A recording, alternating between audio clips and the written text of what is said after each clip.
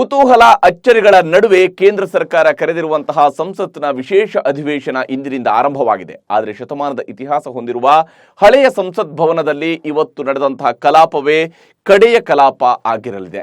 ಸ್ವಾತಂತ್ರ್ಯದ ಸಂಭ್ರಮ, 10 ಪ್ರಧಾನಮಂತ್ರಿಗಳು, 100 ಮಸೂದೆಗಳು, ಐತಿಹಾಸಿಕ ನಿರ್ಣಯಗಳು, ದೇಶದ ಸಂವಿಧಾನ, ದಿಗ್ಗಜ ನಾಯಕರ ಸಮರಕ್ಕೆ ಸಾಕ್ಷಿಯಾಗಿದ್ದ ಭವನ ಇನ್ನು ಇತಿಹಾಸದ ಅಧ್ಯಾಯಕ್ಕೆ ಸೇರಲಿದೆ.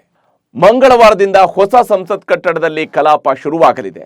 ಪ್ರಧಾನಿ ನರೇಂದ್ರ ಮೋದಿಯವರು ಇವತ್ತಿನ ಕಲಾಪದಲ್ಲಿ ಭಾಗಿಯಾಗಿ ಸಂಸತ್ತಿನ ಸುದೀರ್ಘ ಪಯಣವನ್ನ ಮೆಲುಕು ಹಾಕಿದರು. ಯಾಕಂದ್ರೆ ಬ್ರಿಟಿಷರ ಕಾಲದಲ್ಲಿ ನಿರ್ಮಾಣವಾಗಿದ್ದಂತಹ ಹಳೆ ಸಂಸತ್ ಕಟ್ಟಡ ಹಲವು ವಿಶೇಷತೆಗಳಿಂದ ಕೂಡಿದೆ. ಕಟ್ಟಡ ಮತ್ತು ಅಲ್ಲಿನ ಐತಿಹಾಸಿಕ ಕ್ಷಣಗಳ ಬಗ್ಗೆ ತಿಳಿಸಿಕೊಡ್ತೀನಿ.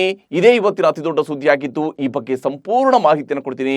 ನಮಸ್ಕಾರ ಸ್ನೇಹಿತರೆ, ನೀವು ನೋಡೋದಕ್ಕೆ ಶುರು ಮಾಡಿದ್ದೀರಿ ಸುದ್ದಿಯಾನದ ನ್ಯೂಸ್ ಶೋ. ನಾನು ಹರಿಪ್ರಸಾದ್. ನೀವು ಸುದ್ದಿಯಾನದ ಸಬ್ಸ್ಕ್ರೈಬರ್ ಆಗೋದಿಕ್ಕೆ ಮರಿಬೇಡಿ. ಸ್ನೇಹಿತರೆ, ಇಂದಿನ ಅತಿ ದೊಡ್ಡ ಸುದ್ದಿಯನ್ನು ನೋಡೋದಕ್ಕಿಂತ ಮುಂಚಿತವಾಗಿ ಒಂದು ಇಂಟ್ರೆಸ್ಟಿಂಗ್ ಸುದ್ದಿಯನ್ನು ಮೊದಲಿಗೆ ನಿಮಗೆ ನಾನು ತೋರಿಸ್ತೀನಿ. ಕೇರಳದ ತಿರುವನಂತಪುರಂನ ಮೇಯರ್ ಆರ್ಯ ರಾಜೇಂದ್ರನ್ ತಮ್ಮ 1 ತಿಂಗಳ ಮಗುವನ್ನ ಕರೆದುಕೊಂಡು ಕರ್ತವ್ಯಕ್ಕೆ ಹಾಜರಾಗಿರುವಂಥದ್ದು ಈಗ ಭಾರಿ ಚರ್ಚೆಗೆ ಗ್ರಾಸವಾಗಿದೆ. 1 ತಿಂಗಳ ಮಗುವನ್ನ ಮಡಿಲಲ್ಲಿಟ್ಟುಕೊಂಡು ಮೇಯರ್ ಆರ್ಯ ದಾಖಲೆಗಳಿಗೆ ಸಹಿ ಹಾಕ್ತಾ ಇರುವಂತಹ ಫೋಟೋ ಈಗ ಭಾರಿ ವೈರಲ್ ಆಗ್ತಾ ಇದೆ. ಮೇಯರ್ ನಡೆಗೆ ಒಂದಷ್ಟು ಮಂದಿ ಮೆಚ್ಚುಗೆಯನ್ನು ವ್ಯಕ್ತಪಡಿಸಿದ್ದಾರೆ. ಮಹಿಳೆಯರು ತಮ್ಮ ವೃತ್ತಿಪರ ಮತ್ತು ಖಾಸಗಿ ಜೀವನವನ್ನ ಎಷ್ಟು ಜವಾಬ್ದಾರಿಯುತವಾಗಿ ನಿರ್ವಹಿಸುತ್ತಾರೆ ಅನ್ನೋದಕ್ಕೆ ಇದೊಂದು ನಿದರ್ಶನದಂತೆ ಕಂಡು ಬರ್ತಾ ಇದೆ. ಕೆಲಸದ ಜೊತೆಗೆ ಖಾಸಗಿ ಜೀವನವನ್ನ ಹೇಗೆ ಸಮತೋಲನ ಮಾಡಿಕೊಳ್ಬೇಕು ಅನ್ನೋದಕ್ಕೆ ಉಳಿದೆಲ್ಲ ಮಹಿಳೆಯರಿಗೂ ಆರ್ಯ ರಾಜೇಂದ್ರನ್ ಆದರ್ಶ. ತಾಯ್ತನಕ್ಕಾಗಿ ಮಹಿಳೆಯರು ತಮ್ಮ ಕರಿಯರ್ ಅನ್ನೇ ತ್ಯಜಿಸಬೇಕಾದ ಅವಶ್ಯಕತೆ ಇಲ್ಲ ಅಂತ ಹಲವು ಮಂದಿ ಕಾಮೆಂಟ್ ಮಾಡಿದ್ದಾರೆ. ಆದರೆ ಇನ್ನೂ ಕೆಲವರು ಮಹಿಳಾ ಮೇಯರ್ ನಡೆಯನ್ನ ಟೀಕಿಸಿದ್ದಾರೆ. ಫೋಟೋಗೆ ಪೋಸ್ ಕೊಡೋದಕ್ಕೆ ಈ ರೀತಿ ಮಗುವನ್ನ ಹಿಡಿದುಕೊಂಡಿದ್ದಾರಷ್ಟೇ.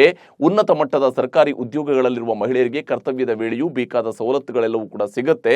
ಆದರೆ ದಿನಗೂಲಿ ಕಾರ್ಮಿಕ ಮಹಿಳೆಯರಿಗೆ ಯಾವುದೇ ಸೌಲಭ್ಯ ಇರೋದಿಲ್ಲ. ಆದರೂ ಅವರು ಮಕ್ಕಳನ್ನ ಹೊತ್ತುಕೊಂಡು ಇಲ್ಲ ಮನೆಯಲ್ಲೇ ಬಿಟ್ಟು ಕೆಲಸಕ್ಕೆ ಬರ್ತಾರೆ.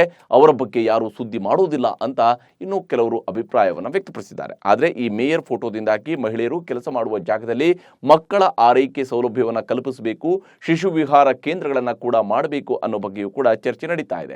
ಮುಂದಿನ ದಿನಗಳಲ್ಲಿ ಕೇರಳ ಸರ್ಕಾರ ಇದಕ್ಕೆ ಬೇಕಾದಂತಹ ಕ್ರಮಗಳನ್ನು ಕೈಗೊಂಡರೂ ಅಚ್ಚರಿ ಇಲ್ಲ. ಯಾಕಂದರೆ ಇಂಥ ಸೂಕ್ಷ್ಮ ವಿಚಾರಗಳಿಗೆ ಕೇರಳದ ಸರ್ಕಾರ ಕೂಡಲೇ ಸ್ಪಂದಿಸಿರುವುದಕ್ಕೆ ಹಲವು ಉದಾಹರಣೆಗಳಿವೆ. ಆದರೆ ಇದು ಕೇವಲ ಕೇರಳಕ್ಕಷ್ಟೇ ಅಲ್ಲದೆ ಕರ್ನಾಟಕ ಸೇರಿದಂತೆ ಇಡೀ ದೇಶಕ್ಕೆ ಅನ್ವಯವಾಗಬೇಕಾದಂತಹ ಗಂಭೀರ ವಿಚಾರ. ಈಗ ಇವತ್ತಿನ ಅತಿದೊಡ್ಡ ಸುದ್ದಿಯನ್ನು ನೋಡೋಣ. ಭಾರತದ ಮೊದಲ ಪ್ರಧಾನಮಂತ್ರಿ ಪಂಡಿತ್ ಜವಾಹರ್ಲಾಲ್ ನೆಹರು ಅವರಿಂದ ಹಿಡಿದು ಹಾಲಿ ಪ್ರಧಾನಮಂತ್ರಿ ನರೇಂದ್ರ ಮೋದಿಯವರೆಗೂ ಹಲವು ಪ್ರಧಾನಮಂತ್ರಿಗಳು ಸಂಸತ್ ಭವನದಲ್ಲಿ ಹಲವು ನಿರ್ಣಯಗಳನ್ನು ಕೈಗೊಂಡಿದ್ದಾರೆ. ಆದರೆ ಇನ್ಮೇಲೆ ಈ ಹಳೆಯ ಕಟ್ಟಡದಲ್ಲಿ ಕಲಾಪ, ಮಸೂದೆ ಮಂಡನೆ, ಚರ್ಚೆ ಕೇಳಿಸೋದೇ ಇಲ್ಲ. ಸೋಮವಾರದಂದು ಹಳೆಯ ಸಂಸತ್ ಭವನದಲ್ಲಿ ಕಲಾಪ ಆರಂಭವಾಗಿ ಮಂಗಳವಾರದಿಂದ ಹೊಸ ಸಂಸತ್ ಭವನಕ್ಕೆ ಕಲಾಪ ಶಿಫ್ಟ್ ಆಗಲಿದೆ. ಕೇಂದ್ರ ಸರ್ಕಾರ 5 ದಿನಗಳ ವಿಶೇಷ ಅಧಿವೇಶನವನ್ನು ಕರೆದಿದ್ದು ಲೋಕಸಭೆಯಲ್ಲಿ ಪ್ರಧಾನಮಂತ್ರಿ ನರೇಂದ್ರ ಮೋದಿ ಭಾಗಿಯಾಗಿ ಪ್ರಾಸ್ತಾವಿಕ ಭಾಷಣವನ್ನು ಮಾಡಿದ್ದಾರೆ. ಸಂಸತ್ನ ಕಾರ್ಯವೈಖರಿ, ಅನುಭವಗಳು, ಸಾಧನೆಗಳು, ನೆನಪುಗಳನ್ನು ತೆರೆದಿಟ್ಟಿದ್ದಾರೆ. ಹಳೆಯ ಸಂಸತ್ ಭವನಕ್ಕೆ ವಿದಾಯ ಹೇಳಿ ನೂತನ ಸಂಸತ್ ಭವನಕ್ಕೆ ಕಾಲಿಡುವ ಸಮಯ ಬಂದಿದೆ. ಮಂಗಳವಾರದಿಂದಲೇ ಸಂಸತ್ನ ಕಾರ್ಯಕಲಾಪಗಳು ನೂತನ ಕಟ್ಟಡದಲ್ಲಿ ನಡೆಯಲಿವೆ ಅಂತ ಘೋಷಣೆ ಮಾಡಿದ್ದಾರೆ. हम सब इस ऐतिहासिक भवन से विदा ले रहे हैं. आजादी के पहले ये सदन इंपीरियल लेजिस्लेटिव काउंसिल का स्थान हुआ करता था. आजादी के बाद ये संसद भवन के रूप में उसको पहचान मिली. ये सही है, इस इमारत के निर्माण करने का निर्णय विदेशी शासकों का था. लेकिन ये बात हम न कभी भूल सकते हैं और हम गर्व से कह सकते हैं कि इस भवन के निर्माण में पसीना मेरे देशवासियों का लगा था, परिश्रम मेरे देशवासियों का लगा था और पैसे भी मेरे देश के लोगों के. ಇನ್ನು ಇದೇ ವೇಳೆ ಹಳೆಯ ಸಂಸತ್ ಕಟ್ಟಡದಲ್ಲಿ ತಮ್ಮ ಸರ್ಕಾರ ಕೈಗೊಂಡಿದ್ದಂತಹ ಹಲವು ಮಸೂದೆಗಳ ಬಗ್ಗೆಯೂ ಕೂಡ ಪ್ರಸ್ತಾಪಿಸಿದರು. ಜಮ್ಮು ಕಾಶ್ಮೀರದ 370 ಆರ್ಟಿಕಲ್ 370 ರದ್ದು ಮಾಡಿದ್ದು ಹಾಗೆಯೇ GST ನಿರ್ಣಯಗಳನ್ನು ಕೂಡ ಪ್ರಧಾನಮಂತ್ರಿಯವರು ನೆನಪು ಮಾಡಿಕೊಂಡರು.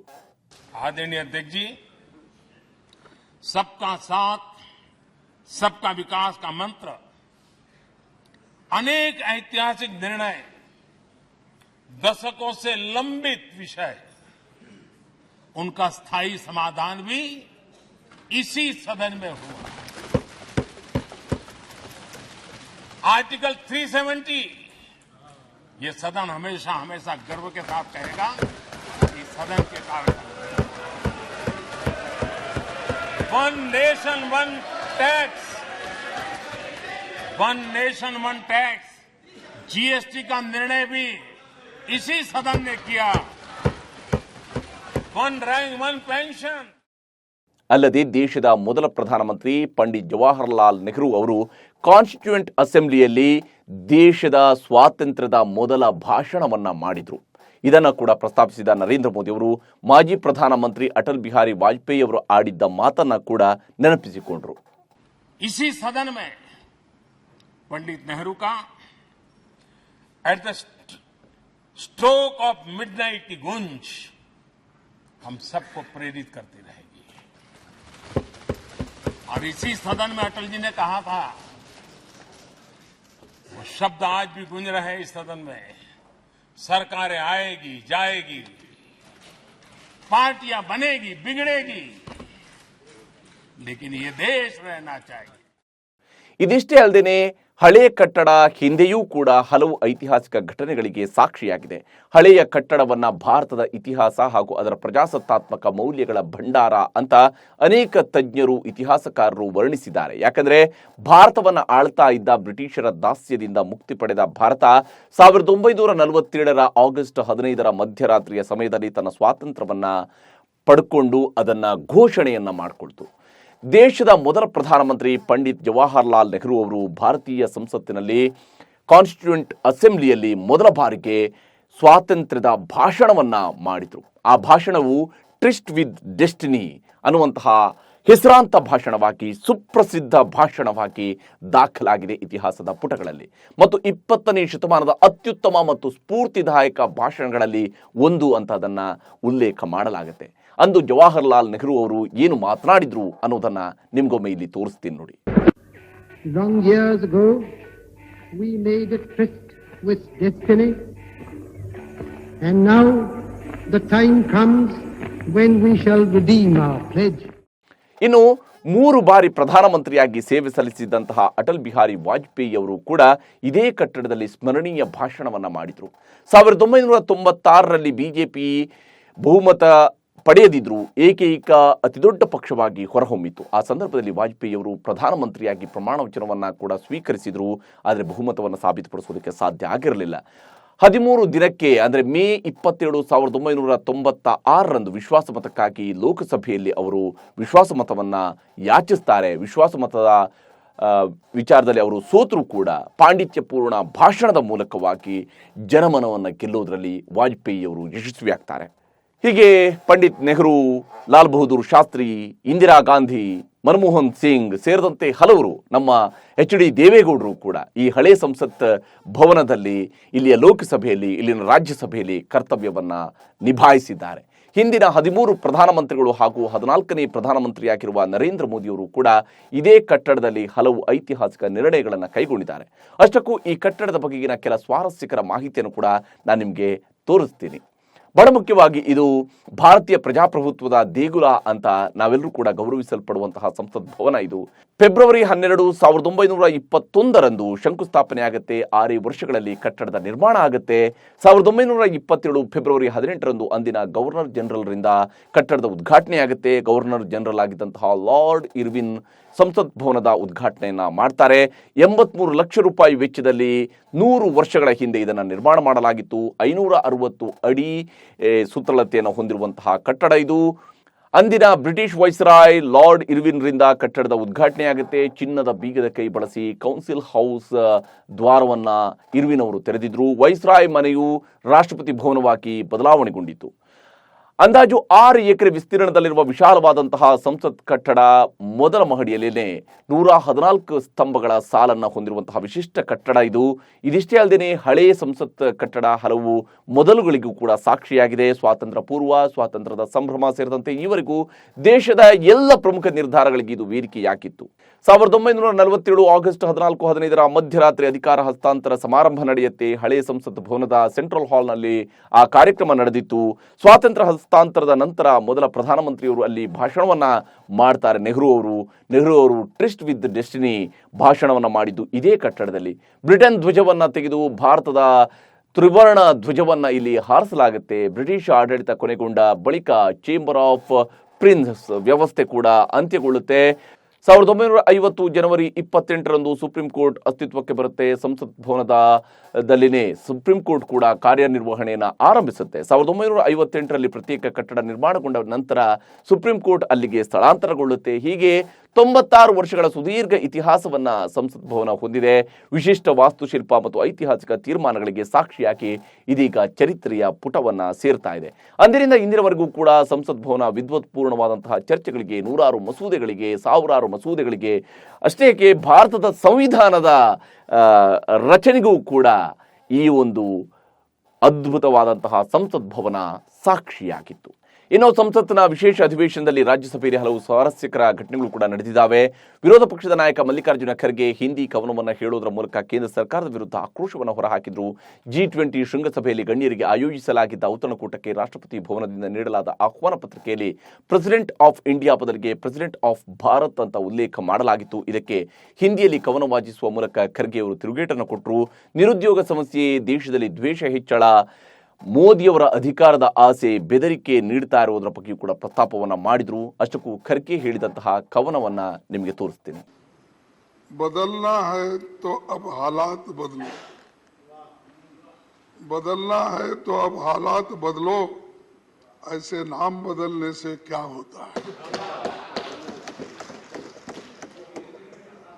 देना है तो युवाओं को रोजगार दो, सबको बेरोजगार करके क्या होता है। दिल को थोड़ा बड़ा करके देखो, लोगों को मारने से क्या होता है।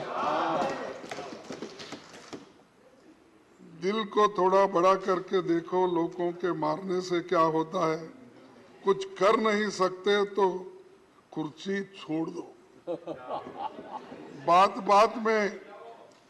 बात में डराने से क्या होता है। बात में डराने से क्या होता है। अपनी हुक्मरानी पर तुम्हें गुरूर है, लोगों को डराने से धमकाने से क्या होता है। बदलना है तो अब हालात बदलो, ऐसे नाम बदलने से क्या होता है, और यहाँ से वहाँ जाने से और क्या होने वाला है। ಇನ್ನು ಮುಂದಿನ ಸುದ್ದಿಯ ಕಡೆ ಗಮನ ಹರಿಸೋಣ. ಬಿಜೆಪಿ ಟಿಕೆಟ್ ಕೊಡಿಸುವುದಾಗಿ ಉದ್ಯಮಿಗೆ ವಂಚಿಸಿದ್ದ ಚೈತ್ರಾ ಕುಂದಾಪುರ ಪ್ರಕರಣಕ್ಕೆ ಟ್ವಿಸ್ಟ್ ಮೇಲೆ ಟ್ವಿಸ್ಟ್ ಸಿಗ್ತಾ ಇದೆ. ಬಿಜೆಪಿ ನಾಯಕರಿಗೆ ಮೊದಲೇ ಈ ವಿಚಾರ ಗೊತ್ತಿತ್ತಾ ಅನ್ನುವಂತಹ ಅನುಮಾನ ಕೂಡ ಮೂಡಿದೆ. ಯಾಕಂದ್ರೆ ಗೋವಿಂದ ಬಾಬು ವಿರುದ್ಧ ಚೈತ್ರಾ ಇಡಿಗೆ ಪತ್ರವನ್ನು ಬರೆದಿರುವಂತದ್ದು ಬಹಿರಂಗವಾಗಿದೆ. ಉದ್ಯಮಿ ಗೋವಿಂದ ಬಾಬು 5 ಕೋಟಿ ರೂಪಾಯಿ ಹಣವನ್ನು ಅಕ್ರಮವಾಗಿ ವರ್ಗಾವಣೆ ಮಾಡಿದ್ದಾರೆ ಅಂತ ಚೈತ್ರಾ ಮತ್ತು ಗ್ಯಾಂಗ್ ಜಾರಿ ನಿರ್ದೇಶನಾಲಯದ ಅಧಿಕಾರಿಗಳಿಗೆ ಪತ್ರವನ್ನ ಬರೆದಿದ್ರು. ಪತ್ರದಲ್ಲಿ ಮಂಗಳೂರಿನ ವಜ್ರದೇಹಿ ಮಠದ ರಾಜಶೇಖರಾನಂದ ಸ್ವಾಮೀಜಿ ಹೆಸರು ಕೂಡ ಉಲ್ಲೇಖ ಮಾಡಲಾಗಿದೆ. ಈ ಬಗ್ಗೆ ಸ್ಪಷ್ಟನೆ ನೀಡಿರುವಂತಹ ಶ್ರೀಗಳು, ಚೈತ್ರಾ ನನಗೆ ಫೋನ್ ಮಾಡಿ ನಿಮ್ಮ ಮೇಲೆ ದೂರು ಇದೆ, ನಿಮಗೆ ಗೋವಿಂದ ಬಾಬು ಪೂಜಾರಿ 1.5 ಕೋಟಿ ರೂಪಾಯಿ ಹಣವನ್ನ ನೀಡಿದ್ದಾರಂತೆ, ಹಣ ವಾಪಸ್ ನೀಡಿ ಅಂತ ಚೈತ್ರಾ ಕುಂದಾಪುರ ನನಗೆ ಕೇಳಿದ್ರು.